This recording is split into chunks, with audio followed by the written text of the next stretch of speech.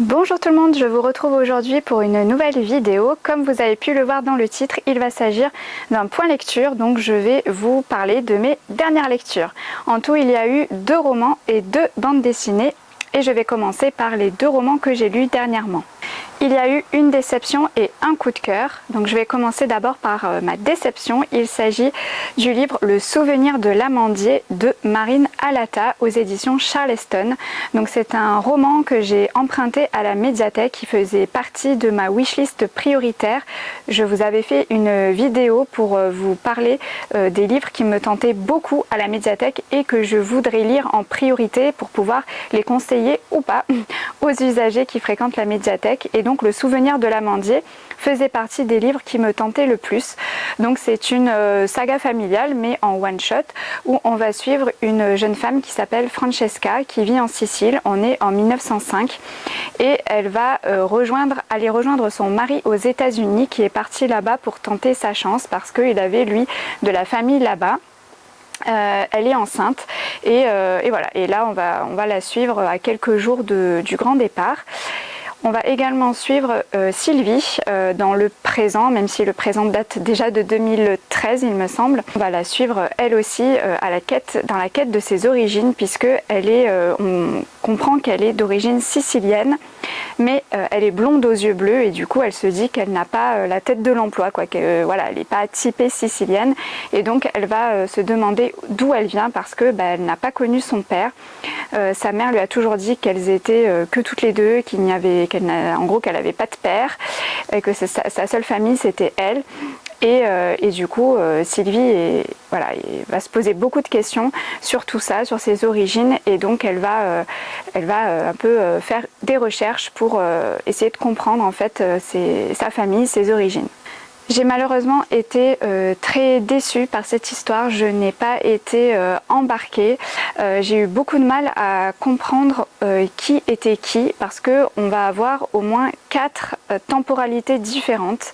On va notamment être donc en 1905, en 2013 et au milieu on va être en 1943 et en 1900, dans les années 50, je ne sais plus exactement 1953 ou 1956, avec 2 autres personnages féminins. Donc en tout on suit en fait 4 personnages féminins à des temporalités différentes et j'avais du mal à relier qui était qui. Alors je me doutais que ces 4 femmes avaient un lien entre elles, mais surtout celle du milieu là dans les années 40 et 50, je voyais pas du tout le lien entre elles en fait. J'arrivais pas à savoir si c'était la fille de l'une des filles de Francesca qu'on avait suivie en 1905.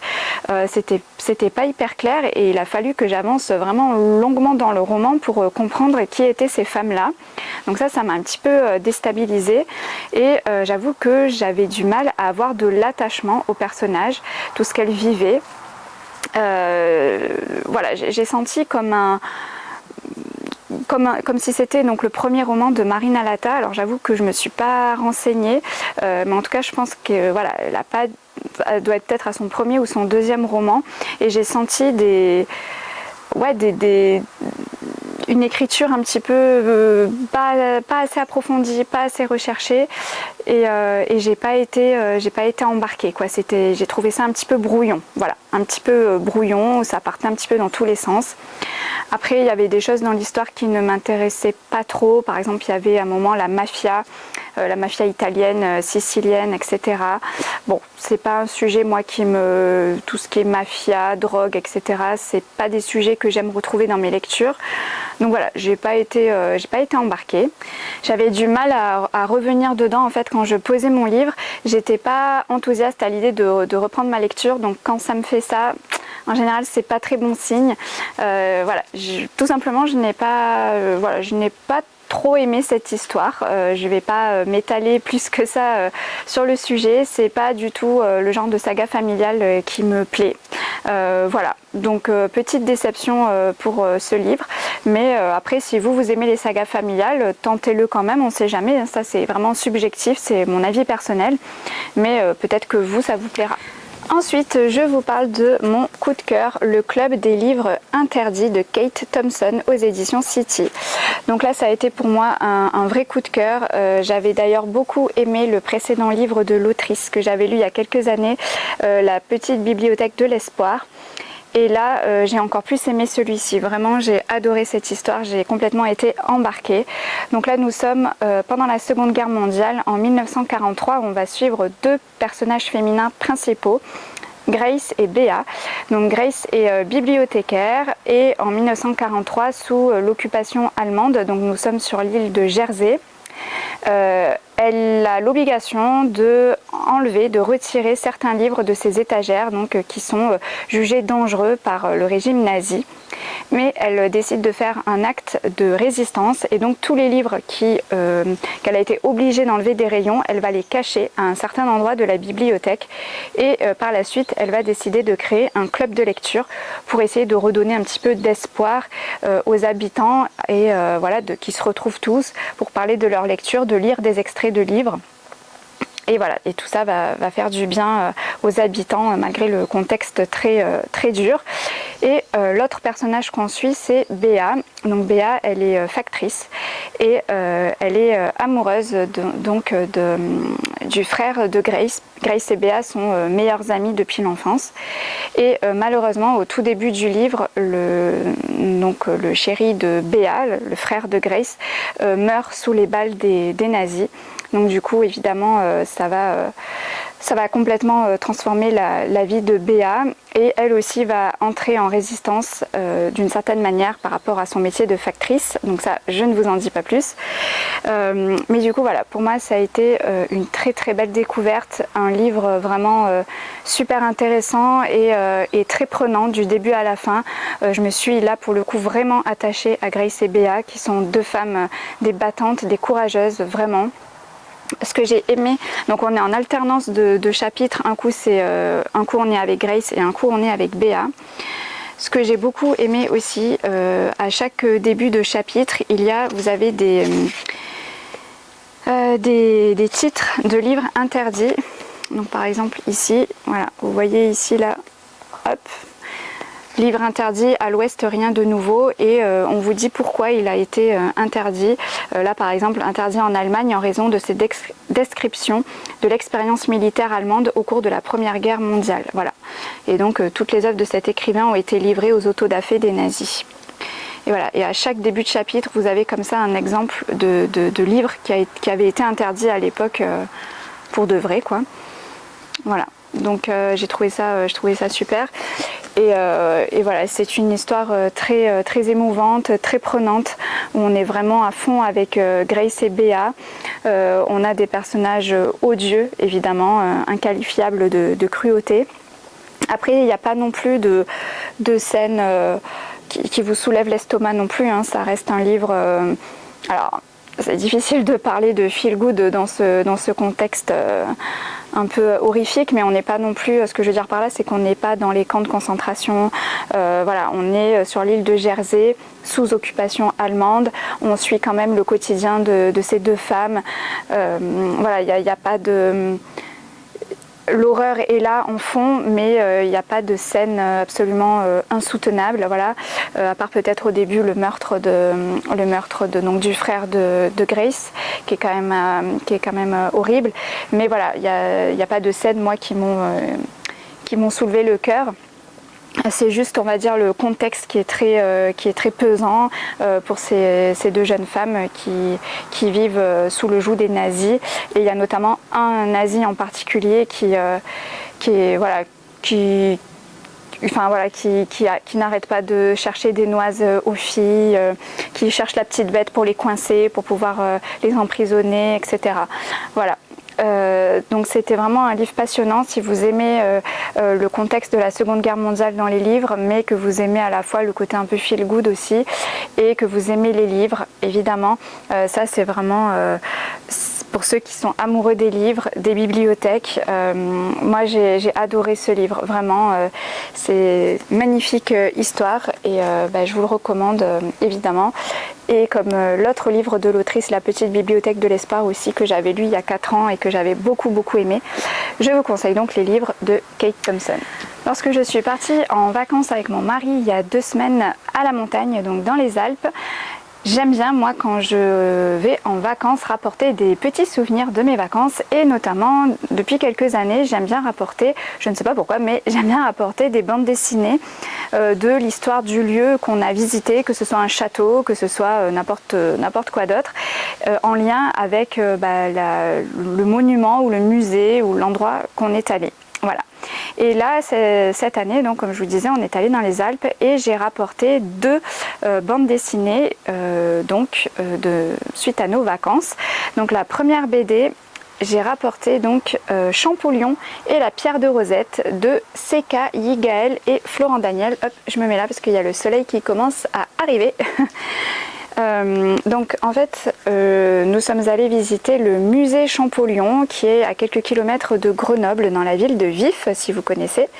C'est un chouette musée, en plus c'est gratuit, on était très étonnés de voir ça, mais pour la petite anecdote, à Grenoble et certaines villes aux alentours, ils ont des musées gratuits, voilà. Une bonne dizaine de musées gratuits, donc ça c'était chouette. Donc c'est un petit musée fort sympathique en fait qui est de base c'était la maison du frère de Jean-François Champollion. Et là donc du coup ils en ont fait un musée, donc c'est très très sympa. Et alors pour la petite histoire, il se trouve que moi quand j'étais au collège en 6e, on avait appris l'Égypte antique et je m'étais prise de passion pour l'Égypte antique, je voulais même être égyptologue. Ça n'a pas duré longtemps cette phase, mais quand même. Et j'ai gardé un certain attachement en fait à l'Égypte antique, les pyramides, les pharaons, tout ça, voilà, ça m'a toujours un petit peu fascinée. Et du coup, eh bien voilà, c'est pour ça que je voulais aller voir aussi ce musée qui était consacré donc aux frères Champollion. Et je suis repartie avec cette BD que j'ai lue dans la foulée où on va suivre Jean-François Champollion qui arrive en Égypte dans les années 1800 après avoir déchiffré la pierre de Rosette. Et là il va arriver avec un de ses amis et on va lui dire qu'il existe une deuxième pierre assez semblable à la pierre de Rosette. Et donc l'histoire de la BD c'est ça, il va parcourir un petit peu les rues du Caire et il va essayer de trouver cette deuxième pierre. Voilà. Donc ça a été assez romancé, hein. Tout n'est pas vrai dans cette BD, mais en tout cas j'ai passé un bon moment avec cette BD. Je vous montre quelques illustrations. Voilà, c'est un style de dessin que j'aime beaucoup. Voilà. Donc voilà, c'était une petite histoire bien sympathique et voilà, moi j'aime bien tout ce qui touche à l'Égypte ancienne, donc forcément, voilà, petite BD sympa. Et également en repartant chez nous pendant nos vacances, donc nous sommes passés voir le palais idéal du facteur cheval dans la petite ville d'Hauterive dans la Drôme, donc en région Rhône-Alpes. Je ne sais pas si vous connaissez cette magnifique œuvre du facteur cheval qui est assez connue. Après je ne sais pas si c'est connu partout en France, mais en tout cas moi je connaissais. J'étais déjà allée le visiter quand j'étais petite et là d'y retourner avec un regard d'adulte, voilà, c'est somptueux, c'est magnifique tout ce que ce monsieur a fait. Et du coup évidemment je suis repartie avec la BD qui retrace un peu sa vie. Donc je vais tourner un petit peu la caméra parce que hop, je sens que là on va bientôt être au soleil.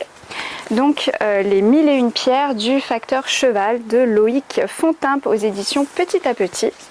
Donc là c'est je dirais même un roman graphique hein, parce qu'il fait plus de 100 pages. Voilà. Et donc j'ai adoré, franchement j'ai adoré cette BD. Alors je connaissais l'histoire du facteur cheval puisque ça aussi c'est quelque chose qui m'a fascinée. Donc j'avais déjà vu le film qui retrace sa vie avec Laetitia Casta. J'avais lu un petit album jeunesse aussi qu'on a à la médiathèque sur le sujet. Donc je connaissais on va dire déjà sa vie. Qu'il a passé de ses 43 ans à ses 76 ans, 33 ans de sa vie, à construire son palais idéal en ramassant des pierres en fait sur le chemin. Il était facteur et à l'époque évidemment il n'y avait pas de voiture et du coup à chaque fois sur le chemin il s'arrêtait pour ramasser des pierres avec sa brouette et il a construit petit à petit son palais idéal. Voilà. Et du coup l'histoire raconte vraiment de son enfance quand il était jeune ado jusqu'à sa mort. Vraiment ça retrace toute sa vie. Et voilà, on va suivre les galères qu'il a eues, les petits boulots qu'il a enchaînés avant d'être facteur. Voilà, j'adore aussi les illustrations. Et c'était vraiment passionnant. Je l'ai lu vraiment d'un trait. Voilà, c'était vraiment super, super chouette. On voit aussi sa vie personnelle, sa femme, ses enfants. Enfin, il a eu 2 femmes, 2 enfants. Voilà. Et on le voit, voilà, qui tout à coup, c'est un peu la scène, voilà, où il bute sur une pierre. Il va la prendre et ça va vraiment lui inspirer en fait la construction de son palais idéal. Et voilà, c'est tout simplement somptueux ce qu'il a réussi à faire. Et en fait, il était inspiré par les cartes postales qu'il distribuait, qu'il recevait à la poste en fait, et après il allait distribuer ça aux gens. Et il s'inspirait de tout ce qu'il voyait, des monuments du monde entier, puisque quand vous allez au palais du facteur cheval, vous pouvez voir un temple hindou. Enfin, vous avez des choses qui peuvent venir du monde entier, des animaux aussi qui sont pas du tout en France. Et voilà, c'est absolument magnifique. Jusqu'à la... Voilà, donc après ça ressemble à ça. Voilà. Donc magnifique BD qui retrace l'histoire du facteur cheval. Et pour le petit point touristique, si vous avez l'occasion de faire une halte cet été par exemple quand vous allez partir en vacances, si vous allez dans le sud, eh ben, n'hésitez pas à vous arrêter à Haute-Rive, palais du facteur cheval. C'est quelque chose à voir. Alors on a assez rapidement fait le tour, hein, en 1 heure, même en s'arrêtant, en regardant tous les détails. En 1 heure c'est fait, mais je pense que ça vaut le coup pour une halte si vous n'y allez peut-être pas exprès, mais voilà, si vous descendez dans le sud et que vous passez par là, n'hésitez pas à faire un tour. Voilà, ça vaut quand même le coup d'œil pour admirer la magnifique œuvre de ce monsieur. Et bien voilà, cette vidéo avis lecture est à présent terminée. J'espère qu'elle vous aura plu. N'hésitez pas à mettre un petit like si elle vous a plu et à me dire dans les commentaires si vous avez déjà lu l'un des livres que j'ai présentés ou s'il y en a un de ceux-là qui vous tente. Je serais très curieuse d'avoir vos avis. Je vous remercie beaucoup pour votre fidélité et d'être de plus en plus nombreux à me suivre. Merci beaucoup pour vos abonnements, ça me fait chaud au cœur. Et quant à moi, je vous retrouve très bientôt pour une nouvelle vidéo. Bye bye!